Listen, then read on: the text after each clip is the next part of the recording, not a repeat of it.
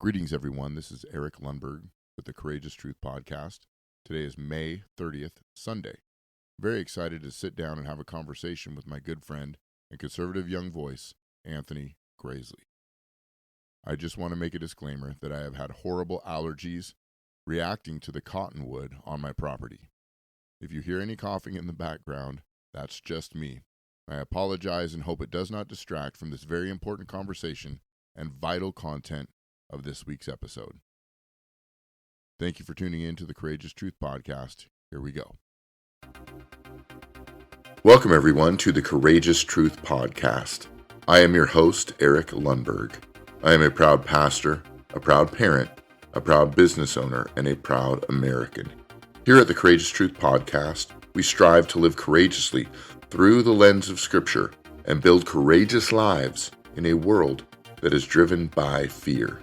Tune in today for your dose of courageous truth.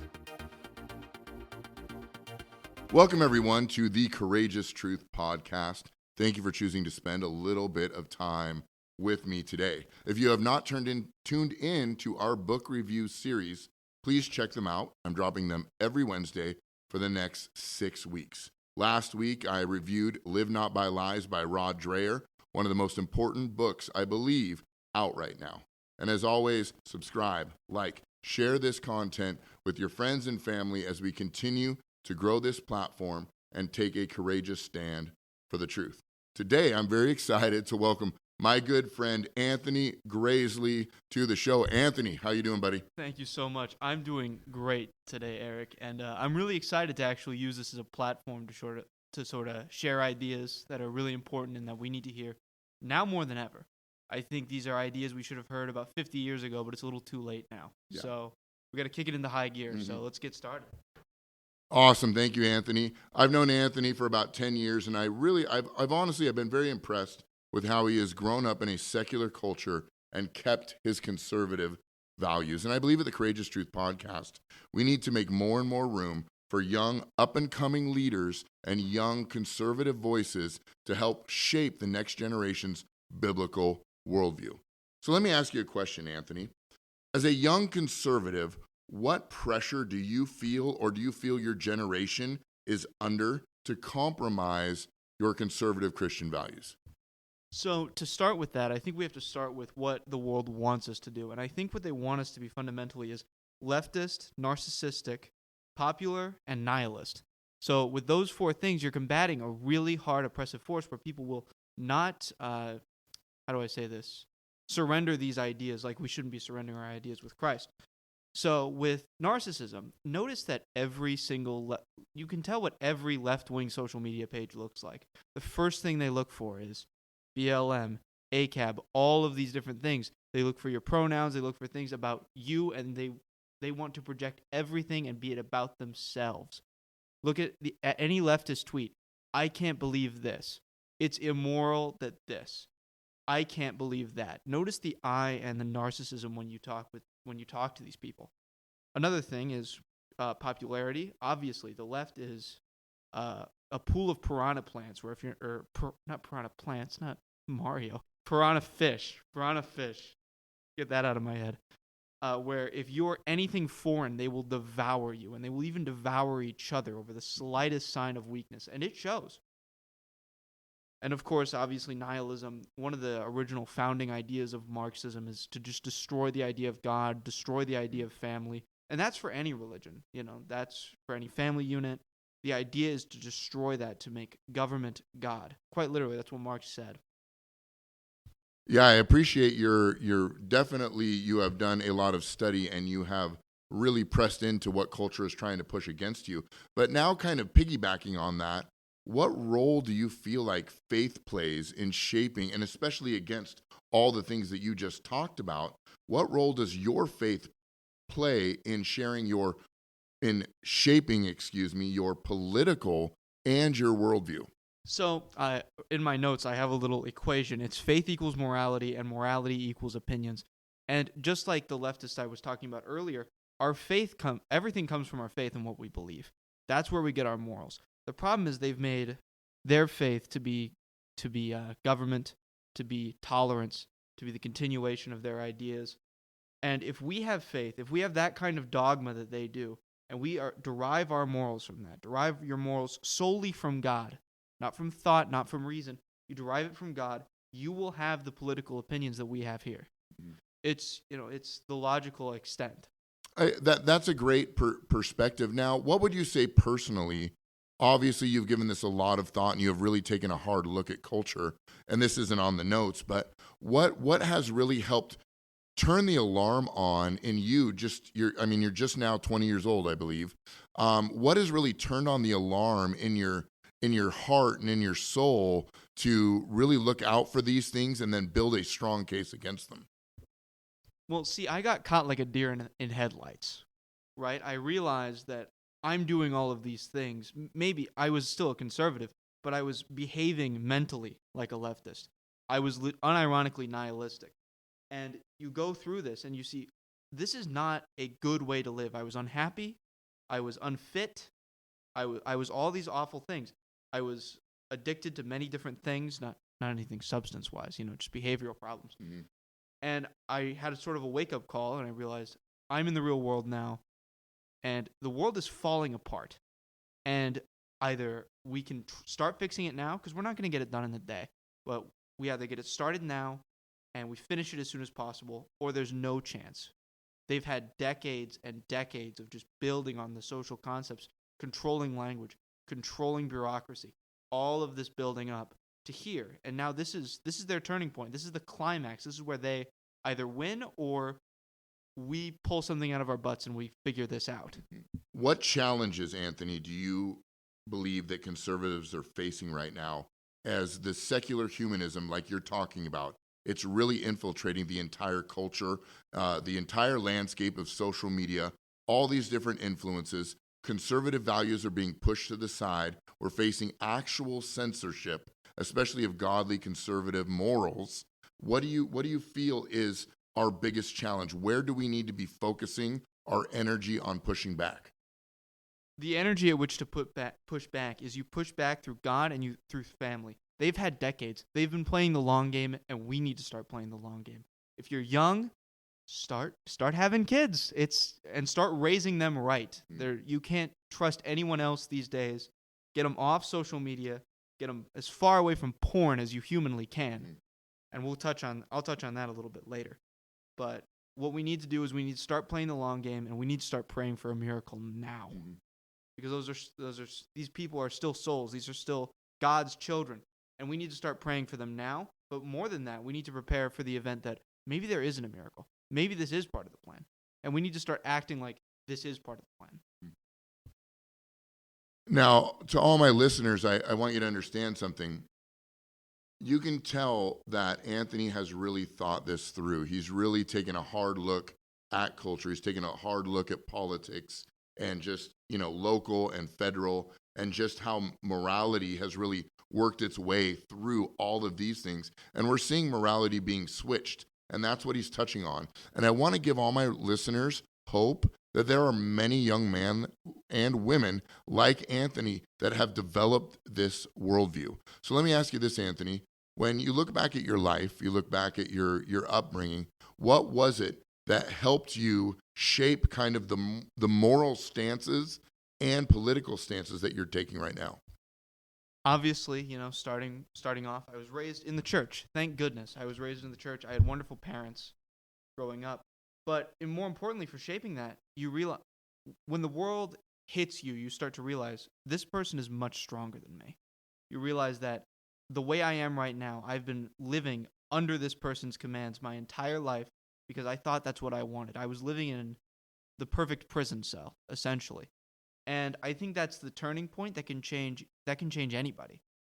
Even if you can be a lukewarm conservative, you can be a hardcore conservative, you could be a hardcore liberal.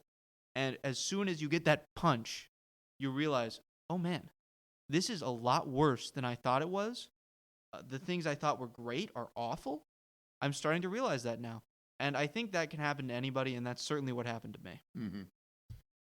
Now, I want you to, as a young conservative, here's what I want you to do. I want you to define, when you speak about the left, okay, this is not just an American label. This is a label that, obviously was used in the Soviet Union. used in other nations with totalitarian control. But when you say left, please define what you mean by that as a young conservative. By left, I mean people who fundamentally disagree with our ideas of God and conservatism and family. Like I was talking about earlier with Marx, they believe in the deterioration of family. If you spend any time with any of these people, you'll know they don't care about family values. They don't care about families. All they want to do is just have a life at which they can indulge in what they want, be that frivolous sex or, consumerism, fast food all the time. It shows, and it's a difference in, basically, is one person lives for themselves, the other lives for others-minded, and mindful of oneself at the same time. They claim to be empathetic, but they're living for themselves. They live for that gratification of being on the right side of history. Yeah. All of this, it's ultimately narcissistic and nihilistic, because if you don't believe in a God, you have to believe in some sort of legacy. So you have to carve it out now and create your impact. And that's why these people are so desperate to get onto every little trend. Maybe they'll be remembered. We hope you're enjoying this interview with my good friend, Anthony Grasley. We're going to take a short break, and we will be right back. This is just a reminder to go ahead and hit that subscribe button. I really appreciate your support here at the Courageous Truth Podcast. Your subscription helps me to know how to create greater content and better serve you, my listener. Thank you for hitting that subscribe button right now.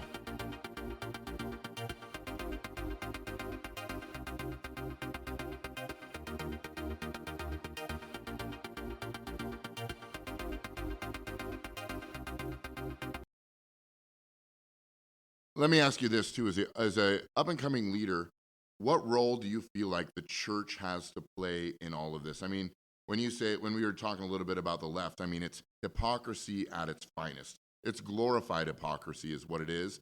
It's disguised as righteousness. What role do you feel the church has to play in turning the tide? I think the church has a role to play that it really hasn't been playing for a very long time. And that is to tell people the truth. That is to tell people that we don't really care, that what you want. This is what you need. You need God. You need all of these things. I don't care if you want to do this. You have to do this. It's the role of almost a parent or a coach, maybe. It's guiding people forward in the way that they need to be in order to create a productive society, a godly society, a society where people are happy. Young men, have you noticed? Women are getting worse in our age demographic. I don't mean that in terms of, oh man, I'm gonna get canceled for that one. But you notice it's getting worse. This hot girl summer movement, which is basically just hookup culture at its logical extreme, and it's only going to get worse from here, guys. It's only going to get worse. So you better raise your daughters to not be like this. Imagine being like a hot girl summer's dad. I do not want that, and I doubt any of you want that. And maybe you're an older listener. He's referring to pop culture there. I'm not quite sure exactly what it means. You don't want to know. I don't want to know. Okay. I don't want my daughter to be that way. But let me throw this at you, Anthony. What encouragement would you have for young students, especially in public schools, how to build up safeguards and hold on to their values, especially now when we're seeing things like critical race theory, extremist sexual indoctrination labeled as health come through our public schools? What encouragement would you give them to hold on to their values and to their faith? Notice when I was in high school, I always liked to picture these people who were extremely left-wing and were doing radically altering things to their body, and just imagining what would happen in 60 years. The Greeks had something called the physiognomy. It's where it was this idea where ugly people represented ugly ideas, where your internal beauty would be represented through your external beauty. And if you look at Hollywood, you can clearly tell that that's not true. But I like to think that idea applies to me. So you can apply something superficial and external into your internal life. So maybe that'll help. Mm-hmm. But ultimately, stick to your guns. Even stay quiet maybe about it. Or not. if you're not, I appreciate you if you're strong. But if you think you're a little weak, get a group of people together, like-minded people. Improve yourselves, build upon yourselves, and make sure that everybody has the understanding idea that this is going to crap, and either we can ride the tide or we can sink. Talk to me about your reading regimen. Like, where do you turn for information? Where do you turn for news? Where do you turn for current events? What's in your ear, and what's helping you kind of pick out the truth from the lies? So, in terms of current events, I have a group of people, the like-minded people that I previously just talked about. I have those guys. They're telling me everything all the time. And in terms of this ideological nuance, what I like to do is read old literature. I read the Communist Manifesto, which I read Mein Kampf, which was both were awful experiences that I don't recommend unless you really want to get in on this. And in the meantime, what you want to do is you want to make sure that you're watching, always watching, and you want to make sure, is this right? Pray about it as well. Read your Bible. Always read your Bible. And go forth. Try Jordan Peterson if you're a young man, definitely. He's obviously shaping the future of young men. Go on YouTube. There's a lot of people on YouTube who will tell you exactly what I'm telling you, except probably better. You know, and there's a lot of people out there would listen to what you're saying and say, you know what, Anthony, you're just an alarmist. You know, a lot of this totalitarian type language that you're using, it's you know, it really can't happen here. There's no proof of that, you know, and, you know, we're just progressing as people. We're becoming more caring or more selfless, and a lot of those words like that. What would you say to them in a gracious manner or ungracious to allow them to wake up and really just kind of get a sense of the actual attack that's happening here in America against conservative values, and when I say conservative, I mean biblical values? Yeah, absolutely. For example, my generation has the highest rate of anxiety, depression, and many other mental illnesses of any time at any point in history. We have a lower life expectancy. Do you see all of these things? And do you see this is a healthy generation? This is what we want to see going forward. Is that what you really want? Did George Washington cross the Delaware just so your daughter could have an OnlyFans account? Really? If you see all of this and you think to yourself, this is great, this is what we're going for, honestly, I'm going to be real. There's a cognitive dissonance level. That if you think this is okay, if you think this is normal. Let me ask you this question. This isn't unscripted, but obviously we're seeing a push for critical race theory, which comes from critical theory. Maybe take a minute or so and just talk about some of the dangers that are in that kind of education format and a lot of the ideologies behind it. What's the big alarm for you when you hear those things being pushed in our schools and for our teachers, trainings, different things like that? Obviously, pushing for any sort of critical theory like this is very representative of early brainwashing in the World War II era in the 20th century. Obviously, that's a huge concern. It's pushing for these ideas that are also anti-family, anti-God, all of these things, and it could be a slippery slope, and even then, it'll create a lot of racists. It'll create a lot of awful people. Because let me tell you, going through public school, even myself, without critical race theory, I couldn't pay attention to a single thing. Because I just felt like, are these people telling me what they need to tell me or what they want to tell me? And I think a lot of people are going to realize that, and a lot of people are going to say, well, if we're doing so much to cover up our racial differences, maybe those differences are a lot more defined than I was told.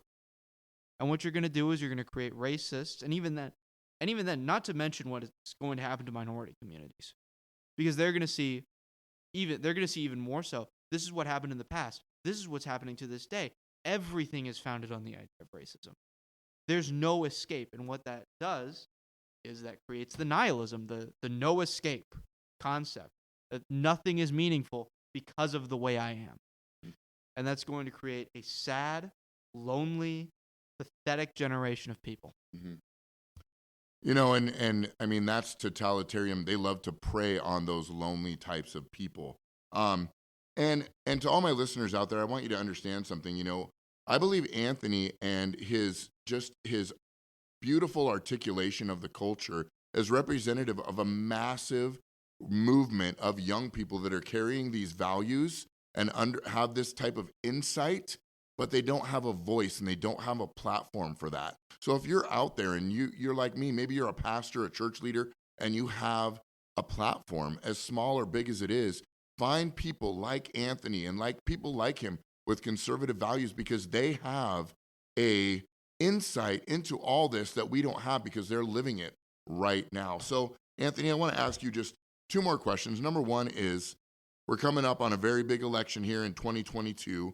We got a generation of young people just like yourselves who are learning to vote for the first time. It's key that we as conservatives win back the House. So what would you say to young people that are trying to form their voting stances and they're just unsure? So actually, I have a twofold answer to this question, one for young people and one for the older generation. Number one is, for young people, we have to quit serving their interests, what they want us to do, what they want us to be. So that means, for all you older people, just sort of ignore all of this part. You're probably not going to know what this means. No simping. Absolutely none. Cut it off now. Completely end it. Especially for liberal women, break her heart. All right? Honest. Stop pornography. There's mountains and mountains of evidence on how awful pornography is for your brain. Gary Wilson, unfortunately, recently just passed away, but he wrote a book called Your Brain on Porn, and he has a website about it. Quit porn now. It's making you subservient. It's making you do everything they want you to do, and it's making you sad. It's making you lonely. It's making you miserable. Is there a reason you haven't enjoyed video games since you were 12? That's probably why. And finally, hit the gym, guys. Hit those reps. Get strong. Look good, ultimately, because we want to be reproducing, obviously, for the next generation. Lay the foundation. People said it was going to be our generation who made the decision. I don't think so. I think that they've already won our generation. So we need to prepare and instill these values into the next generation and overcome them. Bonus question here. Anthony, there's going to be a generation coming in the next 5 years that's going to be born from people like you who are young and you're getting married. What would you, if they're listening back on this 15 years from now, what message would you give them about what's going on in the world now, and maybe foreseeing a little bit about where this could go, hopefully could go? What message would you give to the I don't know what the generation is going to be called, but what message would you give to those people? To my potential future children. Hi, kids. Everything I just said about my generation applies to you, potentially to an even greater extent, assuming we've raised you as miserably as we've been acting. In that case, do what I said, even greater. Bring people in. They're hungry. They're looking for love. They're lonely. Bring them together. Get them this idea that maybe there's a way out of this. Maybe there's hope. Maybe there's something to go off of. And so that leads to the second part of my question, to the original question. For the older generation, what we need to do is, this is going to be hard. A lot of you this is not going to be popular of an opinion. But it's time we need to forget about Ronald Reagan. We need to stop talking about socialism. Those are the two things. That's the trap. That's the booby trap. They have you on a carrot on a stick, and you're fighting its symptoms. What you're doing is fighting symptoms when you need to be fighting a disease. The disease is the weakness of our families, the weakness of our men, the weakness of our women. And what we need to do is we need to strengthen that. So stop talking about Ronald Reagan for like 20 minutes and think about today. Socialism is not the biggest threat. The biggest threat is when your children and their children's children become everything you hate looking at in the streets of Seattle. And you heard it here, folks, at the Courageous Truth podcast. And young people like Anthony with a voice and insight, like I said before, they need their own platform. So I want you to if you're local and you know him, message him. Make sure he opens up his own platform, his own podcast, to start getting this message out to his generation, because I think God has given him a voice. Let me just ask you this for fun. Trump 2020, what do you think?